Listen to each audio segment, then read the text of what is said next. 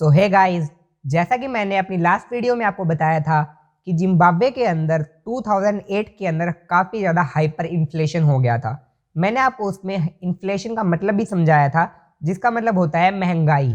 अब normal countries के अंदर मैंने आपको बताया था कि 5 to 6% ही इन्फ्लेशन होता है। जिम्बाब्वे के अंदर सोचिए कितना हो सकता है, 10%, 20%, 100%। जिम्बाब्वे के अंदर 2008 में नवंबर में ये जो हाइपर इन्फ्लेशन है ये पहुंच गया था 79 बिलियन परसेंट। पर डे के हिसाब से लगा के चले तो पर डे 98% का इन्फ्लेशन हो रहा था, जिसका मतलब हर दिन या हर 24 घंटे में गुड्स की वैल्यू या किसी भी सामान की वैल्यू डबल हुए जा रही थी। समझ सकते हैं, हर 24 घंटे में किसी सामान की वैल्यू डबल होना। वहां पे 98% तक इन्फ्लेशन पर डे चल रहा था 2008 के अंदर। और ये इन्फ्लेशन एक्सेसिव मनी प्रिंटिंग की वजह से हुआ था। उन्होंने बहुत ज़्यादा मनी प्रिंट कर ली थी, जिसकी वजह से वहां पर हाइपर इन्फ्लेशन हो गया था। ये आज तक की हिस्ट्री के अंदर सेकंड लार्जेस्ट हाइपर इन्फ्लेशन है।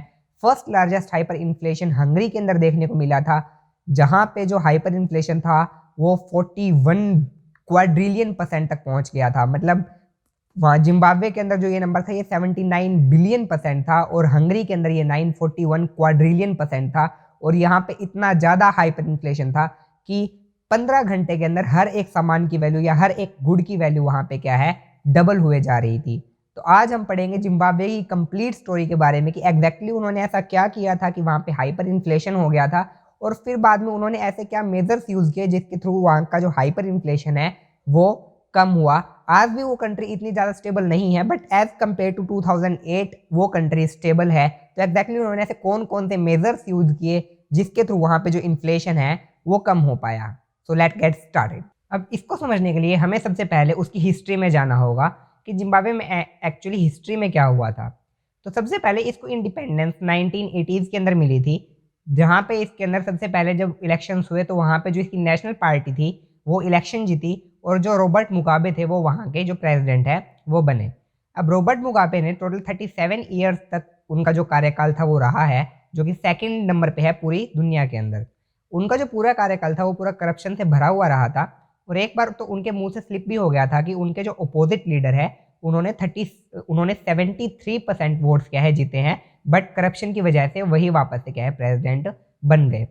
अब 2000 के अंदर उन्होंने एक नया लॉ पास किया जहां पे उन्होंने क्या है कि जो वाइट फार्मर्स थे उनसे लैंड को वापस से सीज करना स्टार्ट कर दिया। अब उन्होंने कहा तो ये था कि वो लैंड को वापस से सीज इसलिए कर रहे हैं क्योंकि उनकी कंट्री के ऊपर जो इंडिपेंडेंस से पहले अत्याचार हुए थे उनका बदला ले रहे हैं वो, बट एक्चुअली में वो पॉलिटिकल सपोर्ट के लिए कर रहे थे ये। अब इसमें दिक्कत ये हुई कि जब उन्होंने वाइट फार्मर से लैंड सीज करना स्टार्ट करी और जो खुद की कंट्रीज के फार्मर है उनको देना स्टार्ट किया, तो जो नए फार्मर थे पहली बात तो उनको एक्सपीरियंस नहीं था फार्मिंग का, दूसरी बात कुछ एक फार्मर को इंटरेस्ट भी नहीं था एग्रीकल्चर के अंदर, जिसकी वजह से 2000 से लेकर 2008 तक वहाँ की जो एग्रीकल्चर है वो बुरी तरीके से खत्म हो गई। 50% तक जो उनका एग्रीकल्चर है वो हो गया वहाँ पे। अब यहाँ पे क्या हुआ, एग्रीकल्चर खत्म हो गया उनका, और साथ में वहाँ की जो मेन क्रॉप्स थी कॉर्न एंड टोबैको, उनकी भी पूरी तरह वाइप आउट होने की वजह से कंट्री से वहाँ पे फूड की शॉर्टेज आ गई। तो अब फूड की शॉर्टेज आ गई पर, और फूड की जो डिमांड थी वो काफ़ी ज़्यादा थी, उसकी वजह से जो फूड का प्राइस था वो भी वहाँ पे काफ़ी ज़्यादा इंक्रीज हो गया। पहला फैक्टर तो ये था।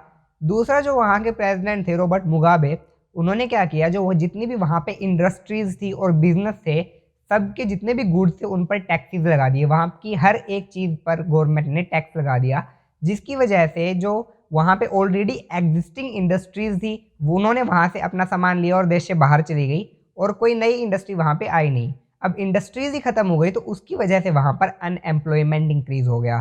तो यहाँ पे दो फैक्टर्स आ गए, फूड भी खत्म हो गया, भूखमरी आ गई वहाँ पर, साथ साथ में अनएम्प्लॉयमेंट भी आ गया। तो अब इसकी वजह से वहाँ पर क्या है, काफ़ी ज़्यादा मतलब भूखमरी आ गई उस कंट्री के अंदर। तो गवर्नमेंट ने क्या किया, वहाँ पे उनके रॉबर्ट मुगाबे के दिमाग में आइडिया आया, उन्होंने वहाँ पर काफ़ी ज़्यादा पैसे छापने स्टार्ट कर दिए अपनी प्रिंटिंग मशीन से। अपनी प्रिंटिंग मशीन को चालू छोड़ दिया कि चलो अब हम इनसे काफ़ी ज़्यादा रुपए प्रिंट करते हैं। अब इसकी वजह से क्या हुआ, मैंने आपको बताया था प्रिंट ज़्यादा रुपए करेंगे तो लोगों के पास ज़्यादा रुपए होंगे और वहाँ पे क्या होगा, इन्फ्लेशन इंक्रीज होगा, ठीक है, हाइपर इन्फ्लेशन हो जाएगा। तो उन्होंने वहाँ पर इतने ज़्यादा रुपए प्रिंट किए कि कंट्री के अंदर इन्फ्लेशन स्टार्ट हो गया बढ़ना। अब उसके बाद में जब इन्फ्लेशन बढ़ा तो गवर्नमेंट यहाँ पे क्या कर सकती थी, दो काम कर सकती थी, या तो क्या कर सकती थी, वो प्रिंट रुपए को बंद कर सकती थी, रुपए को प्रिंट करना बंद कर सकती थी, या फिर वो क्या कर सकती थी, अपनी जो कंट्री मैन है या फिर जनता है उसको ट्रस्ट दिला सकती थी कि उनकी जो करेंसी है उसके अंदर पोटेंशियल है, उसके अंदर पावर है।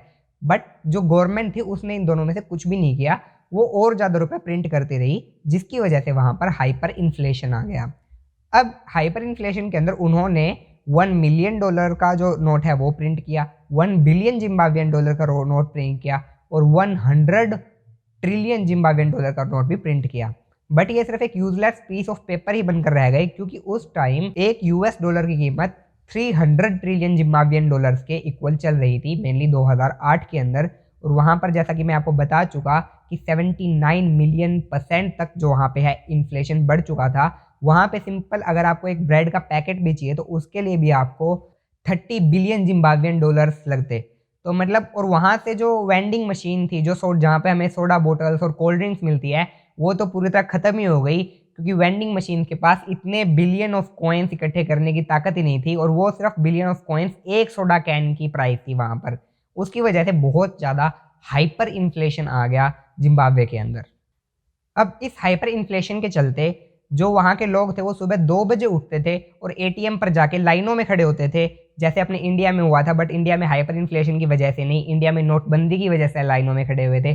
जिम्बाब्वे के अंदर 2 बजे उठकर लोग एटीएम में जाते थे, लाइनों में खड़े होते थे, और किसी दिन अगर उनका दिन अच्छा होता तो वो $1 या $2 के बराबर जो रुपए थे वो निकाल पाते थे एटीएम से, वरना मैक्सिमम टाइम तो यही आता था कि पैसे खत्म हो गए हैं एटीएम के अंदर।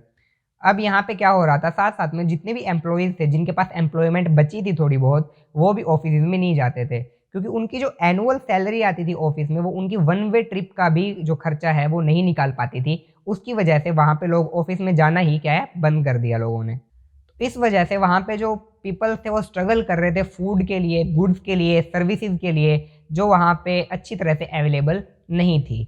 अब यहाँ पे क्या हुआ, अब यहाँ पे जब ये इतना सब कुछ हो गया तो तब भी जिम्बाब्वियन करेंसी को बंद नहीं किया गया, वो चलती रही जब तक वहाँ पे बहुत ज़्यादा हाइपर इन्फ्लेशन नहीं हो गया।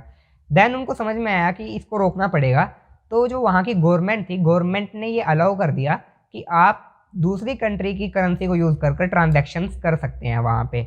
तो जिम्बाब्वे ने फिर यूएस डॉलर्स के अंदर क्या है, ट्रांजैक्शन करनी स्टार्ट करी, जिसकी वजह से बाद में वहाँ पर जो नॉर्मल है, उनकी जो इन्फ्लेशन रेट है वो थोड़ा नॉर्मल होना स्टार्ट हुआ। मैं थोड़े नॉर्मल की बात कर रहा हूँ, बिल्कुल एग्जैक्ट नॉर्मल नहीं हुआ वहाँ पे, आज के टाइम भी नहीं है, बट वहाँ पे जो इन्फ्लेशन है वो थोड़ा बहुत नॉर्मल होना स्टार्ट हुआ जिम्बाब्वे के अंदर। साथ साथ में इससे पहले जो वहाँ के लोग थे उन्होंने सामान के बदले सामान, जैसे कि मैंने आपको पिछली वीडियो में बताया था कि अगर मुझे आपसे चावल चाहिए तो मैं आपको गेहूँ दे दूंगा, आप मुझे चावल दे दो, तो ऐसा करना स्टार्ट कर दिया, जिसकी वजह से वहाँ पे क्या है, थोड़ा सा नॉर्मल होना स्टार्ट हुआ, और यूएस डॉलर्स के अंदर पूरे जिम्बाब्वे के अंदर ट्रांजैक्शन होनी स्टार्ट हुई, जिससे लोग वापस से ऑफिस के अंदर जाने लगे और वहाँ पे जो नॉर्मल एक्टिविटीज़ है वो थोड़ी थोड़ी होनी स्टार्ट हुई। तो आज हमने पूरी स्टडी की है जिम्बाब्वे की केस स्टडी के बारे में, कैसे वहाँ पे इतनी इन्फ्लेशन हुई, 98% तक इन्फ्लेशन पर डे के हिसाब से जिम्बाब्वे में चल रही थी, और कैसे वहाँ से उन्होंने ओवरकम करना स्टार्ट किया। So that's it for today's lecture. If you like the video then press the like button, subscribe our channel and share it with your friends to make them learn. Thank you.